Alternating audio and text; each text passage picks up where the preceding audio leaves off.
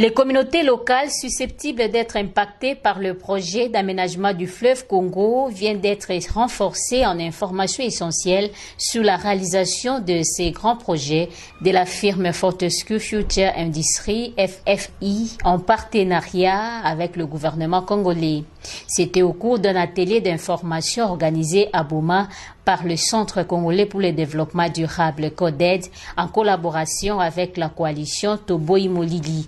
Pour les organisateurs, trop des zones d'ombre entourent ces projets qui laissent passer en conséquence la vie des populations locales sans faire mention des impacts environnementaux, le déplacement massif, des inondations, mais aussi de pertes en termes d'énergie hydraulique, espèces de poissons et autres animaux aquatiques, pour ne citer que ces effets.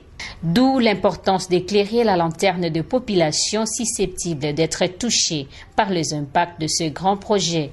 Maître Keba, facilitateur renchéri. CODED a voulu, et la coalition Toboy Molili,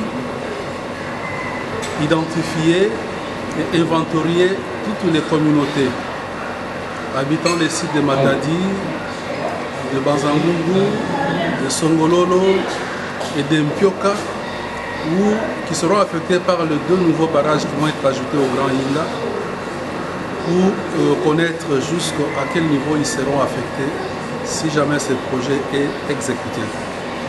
Et pour cela, il fallait les informer d'abord sur le projet. Comme l'information ne circule pas, beaucoup ignorent ce qui est en train d'être préparé, et pourtant ils seront appelés à payer le prix.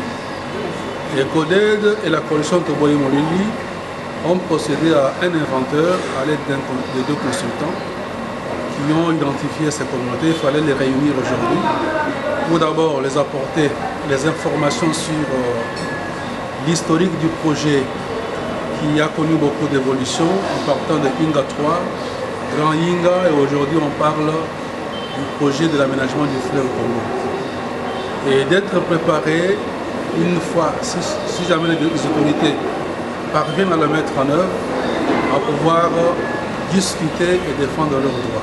Déjà, un addendum du contrat a été signé entre le promoteur du projet et les gouvernements de la RDC.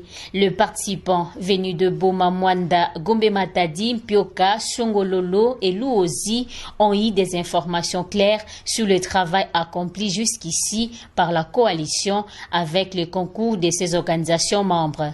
IDEL et D5 par exemple ont eu à travailler sur la cartographie des zones cibles du projet. Maître Mbambi et Serge Ngimbi ont tour à tour fourni aux participants les données recueillies sur terrain. Pour sa part, Maître Rika Songo, secrétaire exécutif de CODED, s'est largement appesanti sur le contenu du projet, en commençant par l'historique. Quant aux participants, l'atelier tombe à pic au regard des avancées signalées du côté des développeurs du projet et le délégué de la présidence impliqué dans sa gestion.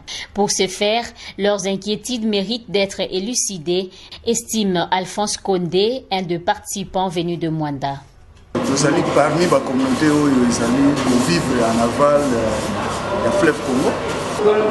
Inquiétude des Alaki et puis des Agaka, parce que jusqu'à preuve du contraire, le projet est maintenu. C'est là l'atelier les Alaki est important, nous avons accès à l'information pour que Bisson à niveau na Bisson to banda déjà pour ça la parce que difficulté tous Alaki namo tous namo siko ils allaient koyer ba intégralité à projet. C'est-à-dire ba type où ils Alaki précédé avant na pendant le développement du projet ndenge ko ça les mélange. Toyebi à mon ami, mais atelier lelo de outil pour biso cadre il y a échange d'informations qui permettre biso to bana ko interagir na ba communauté parce que biso déjà na Mwanda ndenge pour nous profond des ans parmi les projets où ils sont dans le cadre d'exécution il y a projet aménagement à fleuve Wana ba impact bani ko se civil déjà bani ko se voir déjà parce que ils sont dans la communauté où on doit vivre na yas on doit ko lukavi na yas ça déjà exproprié déguerpi de façon fausse, mais parce qu'il y a une information en amont. À l'unanimité, les parties prenantes ont pris la résolution de répercuter les informations recueillies dans leurs bases respectives. En plus, elles ont sollicité aux organisateurs un appui logistique et technique pour la faisabilité. Par ailleurs, les participants ont émis le vœu de voir CODED et la coalition Toboimo Lili, continuer la série de formations pour un large cours afin de sauvegarder les intérêts des communautés locales.